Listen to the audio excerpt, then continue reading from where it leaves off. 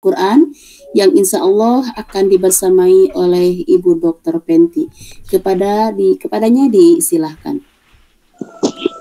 Baik, terima kasih Bunda Neneng Ehat.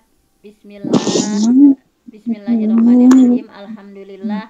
Alhamdulillahillazi hadana lihadza wa ma kunna linahtadiya laula an hadanallah. Asyhadu an la ilaha illallah wahdahu la syarikalah wa asyhadu anna Muhammadan abduhu wa rasuluhu alladzi la nabiyya ba'dah. Baik para bapak dan ibu yang dirahmati Allah, alhamdulillah di kesempatan subuh yang penuh berkah ini kita masih diberi kesempatan oleh Allah, kita masih diberikan nikmat iman, nikmat Islam, nikmat sehat, sehingga kita semua masih berada di kajian subuh ini. Mudah-mudahan ini salah satu ikhtiar kita untuk dimudahkan ke surganya Allah dengan thalabul ilmi ya. Mudah-mudahan Allah menunjukkan jalan-jalan ke surga. Nah, mudah-mudahan apapun yang kita lakukan mengawali hal-hal dengan sesuatu yang diridhai Allah, sehingga perkara-perkara atau urusan-urusan kita nanti dilancarkan oleh Allah Subhanahu wa taala. Nah, selanjutnya untuk hari Kamis ya, ini kajian tafsir. Baik, saya akan share screen terlebih dahulu. Nah, ini tafsir. Sekarang itu tafsirnya Al-Baqarah ayat 36 ya. Kalau yang hari Rabu Kamis Al-Baqarah. Nah, ini masih di ayat 36. Baiklah, saya akan bacakan terlebih dahulu surah Al-Baqarah ayat 36 ini. Bunyinya ini ya. A'udzu billahi minasyaitonir rajim. فأزلهما الشيطان عنها فأخرجهما مما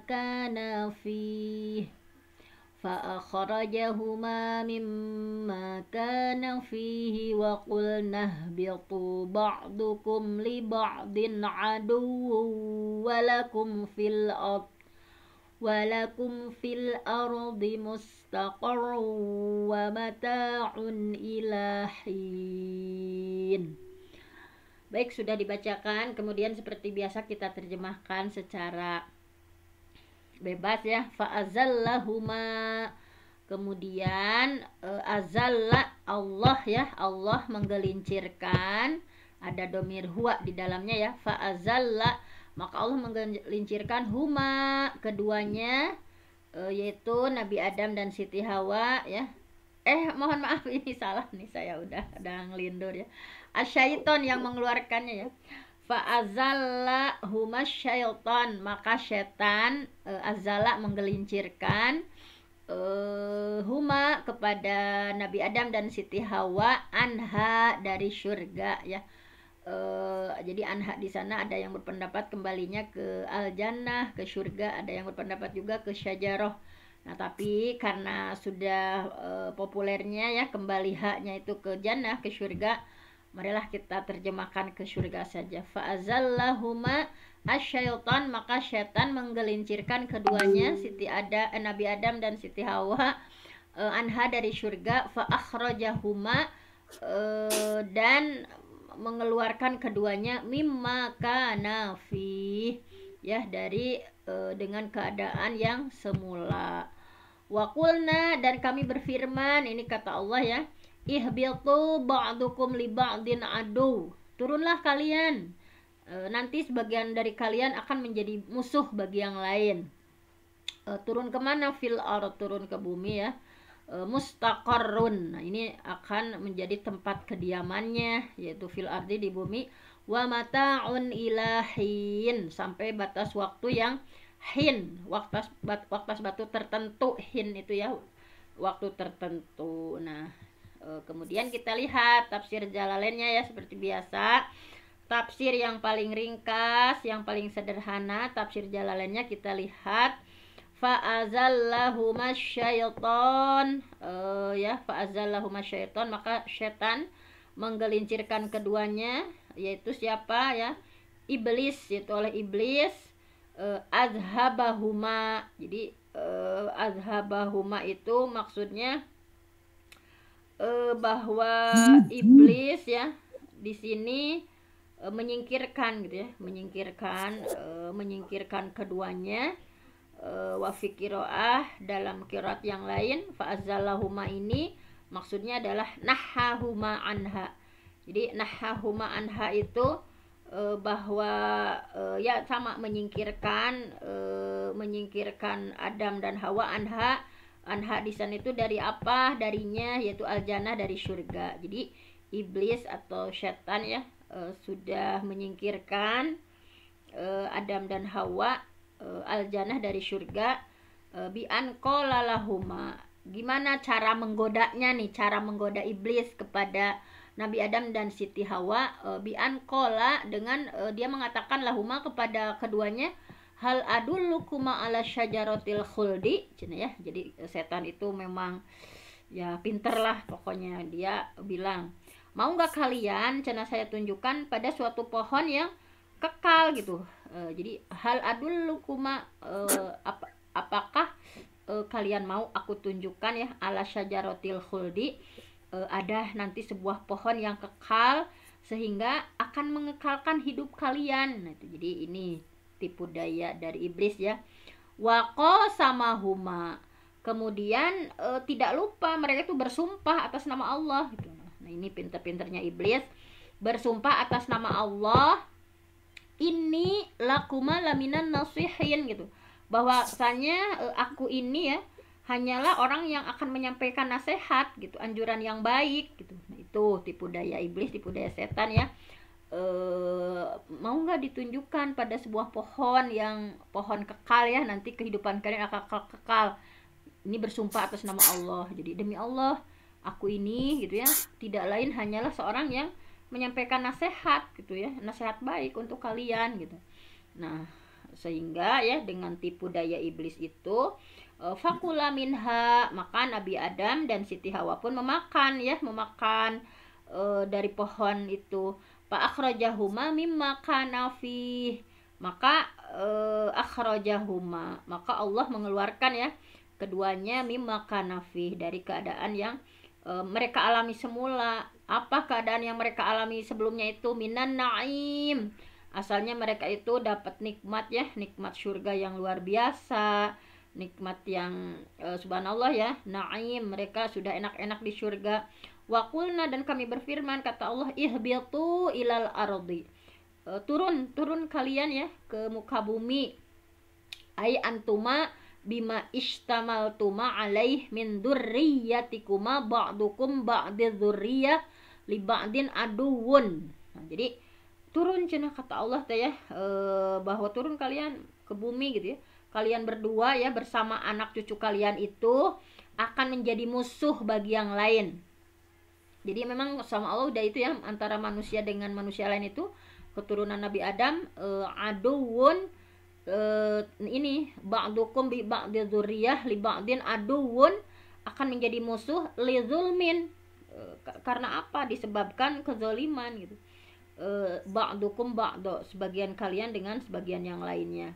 Walakum fil ardi mustaqarrun, ini walakum, dan untuk kalian fil ardi, di muka bumi ini, mustaqarrun, ada kediaman ya, kediaman nanti, maudhi' qaror ya, ada tempat kediaman, wa mata ya, ada kenikmatan ya, matatamatta'una bihi, apa yang akan kalian nanti nikmati ya, min nabatiha, dari apa, tumbuh-tumbuhannya ya, hasil tumbuh-tumbuhannya, kalian akan senang, kalian akan menikmati nanti nih di bumi juga nih, kata Allah ini jangan khawatir, nanti juga di bumi ya ada maudhi' qaror, ada tempat kediamannya, ada mata tamatta'una bihi min nabatiha, ada yang kalian senangi dari jenis tumbuh-tumbuhannya dan sebagainya. Ilahin, tapi ingat ya, ilahin, jadi hanya sampai waktu inqidai ajalikum, jadi sampai datangnya ajal kalian. Nah, jadi seperti ini ya tafsir dari Jalalain, kalangan dari Muhammad Jalaluddin Al-Mahalli, Muhammad Jalaluddin As-Suyuti. Nah, ini kemudian seperti biasa kita lihat yang agak panjang lebarnya dari Ibnu Katsir. Mari kita lihat bersama bagaimana tafsir dari Ibnu Katsir mengenai Quran surah Al-Baqarah ayat 36 ini. Nah, mari kita kaji bersama-sama ya di sini bahwa ini masih terjemah dari itu. Nah, ini dari Ibnu Katsir di sini bahwa menurut Ibnu Katsir tafsir dari Quran surah Al-Baqarah ayat 36 ini ya, ini sebetulnya sepaket yang kemarin ya di ayat 35-nya bahwa fa'azallahuma syaitanu anha, maka keduanya dikelincirkan ya oleh setan dari surga. Nah, ini dapat diinterpretasikan bahwa domir itu, ini ada dua pendapat. Ada yang berpendapat bahwa domir itu anha di sana kembali ke surga, al jannah ya, domir itu kan setiap domir ada kembalinya kemana. Nah, ada yang berpendapat bahwa domir di sana itu kembalinya ke surga. Nah, sehingga kalau yang berpendapat seperti ini maksudnya itu bahwa keduanya dijauhkan oleh setan dari surga. Ini pendapat dari Asim ya. Kemudian ada juga yang lain, kalau pendapat yang lain mah bahwa anha di sana itu kembalinya ke syajaroh, ke pohon gitu. Nah, bagi yang berpendapat bahwa anha di sana syajaroh, maka makna ayat ini adalah bahwa setan menggelincirkan keduanya disebabkan pohon tersebut. Jadi setan menggelincirkan Adam dan Hawa itu disebabkan pohon tersebut. Pengertiannya sama ya dengan Quran surah Az-Zariyat, yufaku anhu man ufik ya, yufaku anhu man ufik, bahwa dipalingkan darinya ya, darinya itu dari Rasul dan Al-Quran orang yang dipalingkan. Nah, ini jadi yang menguatkan pendapat di sana ini sama halnya dibandingkan ya dengan firman Allah yufaku anhu man ufik, dipalingkan darinya di sana itu adalah dari Rasul, dari Quran, orang yang dipalingkan. Maksudnya dipalingkan oleh sebab Rasul dan Al-Quran orang yang Allah pilih ya untuk dipalingkan. Oleh karena itu dalam ayat selanjutnya di sini ya Allah berfirman dalam Al-Baqarah ayat 36-nya itu fa akhrajahuma mimma kana fi, keduanya dikeluarkan dari keadaan semula, yakni semulanya itu berupa nikmat ya. Nikmatnya apa? Pakaian, tempat tinggal yang luas, rezeki berlimpah, kehidupan yang enak gitu ya. Nah, ini jadi maksud dari keadaan semula itu tadi, pokoknya di surga itu banyak kenikmatan, pakaian yang indah-indah, tempat tinggalnya luas, rezekinya berlimpah, kehidupannya enak gitu ya. Nah, itu. Nah, kemudian firman Allah selanjutnya, wa qulna bitu ba'dukum li ba'din adu wa lakum fil ardi mustaqarru wa mata'un ilahin. Nah, ini ya firman Allah ini di sini maksudnya ya pada bahwa turun kalian itu ya, turun. Sebagian kalian akan menjadi musuh bagi yang lain. Nah, tapi kalian nanti di bumi juga dapat tempat kediaman, kesenangan ya, kesenangan hidup, tapi ingat sampai batas waktu yang ditentukan. Nah, ini maksudnya tempat tinggal tadi ya, rezeki dan ajal. Jadi Allah akan ngasih tempat tinggal, rezekinya, ajalnya. Nah, apa sih yang dimaksud dengan ilahin? Nah, apa yang dimaksud dengan ilahin di sini ya? Bahwa ilahin di sini adalah waktu yang terbatas, waktu yang terbatas, waktu yang ditentukan ya, kemudian terjadilah kiamat. Jadi tafsir dari ilahin di sana itu ya, waktu kita di dunia itu terbatas gitu, udah ditentukan kapan ajalnya gitu ya, sampai terjadinya hari kiamat. Nah, kemudian selanjutnya ulama tafsir dari kalangan ulama salaf ya, di sini dalam pembahasan ini menyuguhkan kisah-kisah Israiliyat ya, yang menceritakan tentang ular dan iblis. Nah, bagaimana ya di dalamnya iblis bisa masuk surga, menggoda Nabi Adam gitu ya. Nah, tapi hal ini akan secara rincinya itu dibahas nanti di surah Al-A'raf. Ini menurut Ibnu Katsir ya. Kalau di sini hanya sekilas saja. Nah, selanjutnya ada Ibnu Abi Hatim ya. Ibnu Abi Hatim mengetengahkan sebuah hadis. Sebentar, ada yang masuk, di admit dulu. Nah, ini sebentar ya. Nah, jadi tafsir selanjutnya bahwa ini tadi sudah sampai sini ya.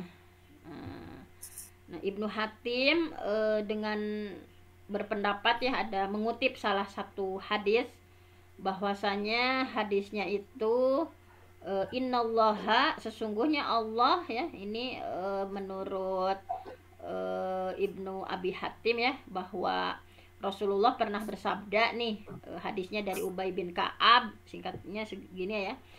Innallaha, sesungguhnya Allah khalaqa Adam. Allah itu menciptakan Adam rojulan tualan, dengan perawakan yang rojulan tualan kathiron gitu ya. Rojulan tualan, dia sangat tinggi ya. Berapa hasta nih, ada yang berpendapat 70 hasta ya, pokoknya jangkung gitu ya Nabi Adam. Kemudian kathiro sya'ri roksi, bahwa rambutnya lebat ya. Jadi bayangkan saja Nabi Adam itu sangat tinggi, rambutnya lebat. Ka'annahu nakhlatun sahuk ya, seakan-akan sama dengan pohon kurma yang rindang gitu. Jadi bakat kulu tinggi ya, bayangkan saja tinggi. Kemudian rambutnya juga lebat ya, diibaratkan di sini seakan-akan sama dengan pohon kurma. Ka'annahu nakhlah sahuk. Nah, kemudian falamma zaqash syajarah. Nah, kemudian ketika Adam memakan buah terlarang tadi ya, merasakan zaqash syajarah, memakan buah yang terlarang tadi, sakoto anhu libasuhu, maka semua pakaiannya terbuka gitu ya. Kan ada di ininya juga ya. Maka semua pakaian ketika makan buah huldi itu, maka di sini sakoto anhu libasuhu, maka itu ya, tertanggal darinya bajunya gitu. Fa awwalu ma bada minhu auratuhu, maka yang pertama-tama terlihat itu bagian auratnya, bagian tubuh yang terlihat itu adalah kemaluannya ya, auratnya.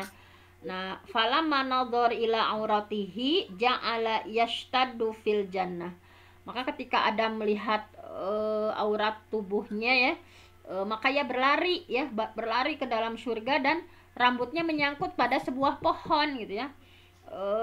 Fa akhadat sya'rahu syajarah, rambutnya tersangkut pada sebuah pohon. Panaza'aha panadahur rahman, maka Allah ya, Allah yang maha pemurah memanggilnya. Ya Adam, wahai Adam, ya Adam, minni tafirru, ya. Hai Adam, kamu lari dari saya nih, kata Allah ya. Minni tafirru. Falamma sami'a kalamar rahman, ketika Nabi Adam mendengar firman Allah yang maha rahman, qala, dia menjawab, ya Rabb, wahai Tuhanku, la walakin istihya, enggak, aku enggak lari, tapi aku merasa malu. Nah ini ya, langsung menyesal. Kemudian selanjutnya Ibnu Abi Hatim mengatakan juga ya di sini bahwa Rasulullah pernah bersabda tadi ya, setelah Adam memakan buah terlarang itu, maka ia lari darinya gitu ya, dan ada pohon yang terkait di rambutnya. Kemudian ini hampir sama lah, nggak usah disebutin, hadisnya hampir sama ya. Tadi yang ya Adam afiroron minni, hanya beda sedikit. Bal haya minka qala ya Adam ukhruj min jawari. Nah ini, kalau ini lebih singkat cerita ya, karena waktunya udah mau sedikit lagi.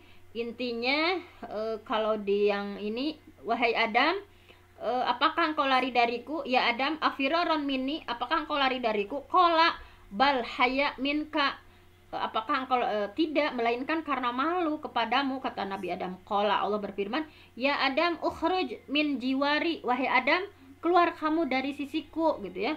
Fabi izzati, demi keagunganku, aku tidak akan pernah menempatkan di dalam surga orang-orang yang durhaka kepadaku.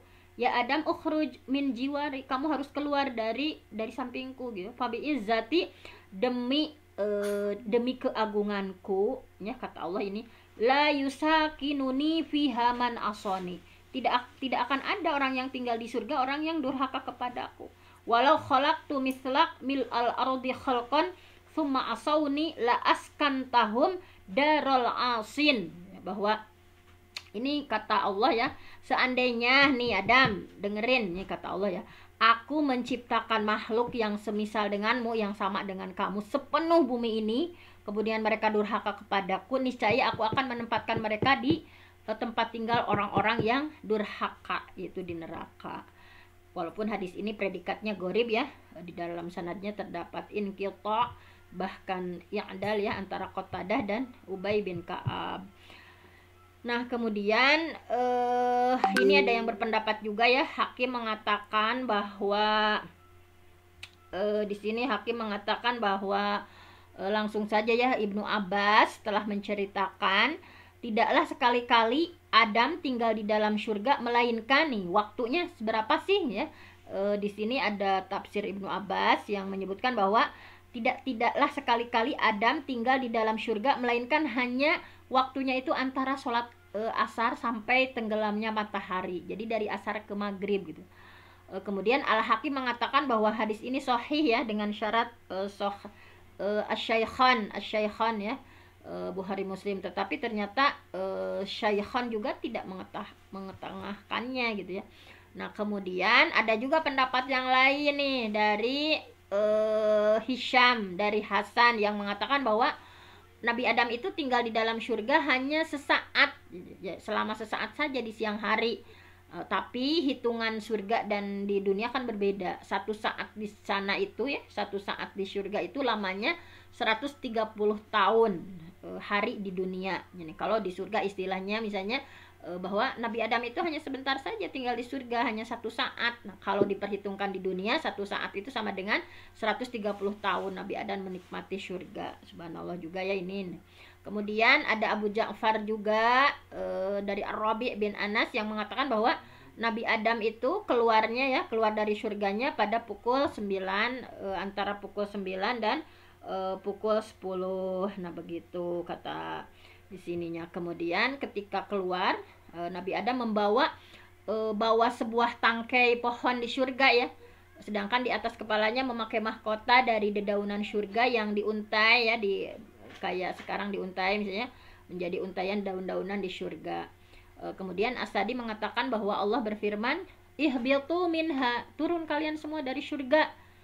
Ihbitu, bukan ihbitu ya semuanya, ihbitu, coba turun kalian semuanya dari surga ya. Sedangkan Nabi Adam turunnya di mana? Sebentar nih, ada yang masuk sedikit, udah mau habis nih. Nah ini As-Sadi mengatakan bahwa turun kalian semuanya di surga ya, yang terlibat semuanya ya. Sedangkan Nabi Adam turun ini pendapat As-Sadi ya, turunnya di India dengan membawa Hajar Aswad dan segenggam dedaunan surga. Kemudian ia menaburkan di India, maka tumbuhlah pepohonan yang wangi gitu ya. Nah sesungguhnya awal mula wewangian yang ada di India itu dari segenggam dedaunan surga yang ikut dibawa turun oleh Nabi Adam.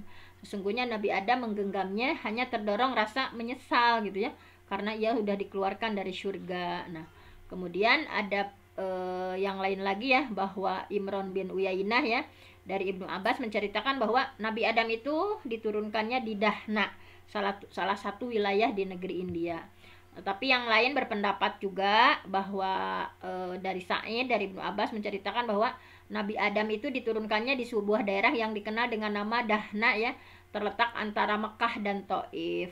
Dan Al-Hasan Al-Basri berpendapat bahwa enggak, Nabi Adam itu diturunkannya di India ya, sedangkan Siti Hawa diturunkannya di Jeddah ya, Jeddah itu nenek ya, sedangkan Siti Hawa di Jeddah, dan iblis diturunkannya di Dustamisan yang terletak beberapa mil dari kota Basrah, sedangkan ular itu diturunkan di Asbahan. Ini riwayat dari Abu Hatim. Ada pendapat yang lain juga ya, bahwa kalau kata Az-Zubair bin Adi ya dari Ibnu Umar, dari Abdullah bin Umar, bahwa Nabi Adam itu diturunkan di Sofa gitu ya, di bukit Sofa, sedangkan Hawa di Marwah. Nah kemudian ini pendapat-pendapat ya. Kemudian Raja Ibnu Salam mengatakan bahwa Nabi Adam diturunkan sedang kedua tangannya diletakkan pada kedua lututnya seraya menundukkan kepalanya. Iblis diturunkan sambil jari jemari tangannya ia satukan dengan yang lainnya seraya mengangkat kepalanya ke langit. Nah, kemudian ini ya pendapat-pendapat ya, bahwa dari Abu Musa sesungguhnya ketika Allah menurunkan Adam dari surga ke bumi ya, terlebih dahulu dia mengajarkan kepadanya membuat segala sesuatu. Jadi sebelum diturunkan itu Allah ajarkan segala sesuatu, dibelak kalinya dengan buah-buahan surga. Maka buah-buahan kalian ini berasal dari buah-buahan surga gitu. Hanya bedanya buah-buahan yang ini berubah gitu, sedangkan buah-buahan di surga nggak berubah-berubah gitu, seperti itu. Kemudian di sini ada Abi Hurairah bahwa Rasulullah pernah bersabda, sebaik-baik hari yang terbit matahari padanya adalah hari Jumat. Pada hari Jumat itu Adam diciptakan, pada hari Jumat pula Adam dimasukkan ke surga, pada hari Jumat pula Adam dikeluarkan dari surga. Di antara keutamaan hari Jumat ya. Nah, seperti ini. Nah, kemudian Ar-Razi mengatakan bahwa menurut sepengetahuannya dalam ayat ini terkandung makna indar, peringatan gitu, atau ancaman yang besar ya. Pokoknya segala bentuk perbuatan maksiat bisa bila ditinjau dari berbagai segi ya, bahwa orang yang menggambarkan kejadian yang dialami oleh Nabi Adam sampai ia dikeluarkan dari surga hanya karena kekeliruan kecil misalnya, ia merasa malu gitu terhadap perbuatan maksiat gitu ya, dengan perbuatan maksiat. Nah, ini seperti apalagi kita gitu ya, Nabi Adam saja yang karena kesalahan sedikit gitu ya, ia merasa malu. Nah, ini ini ya, langsung saja ke Qasim.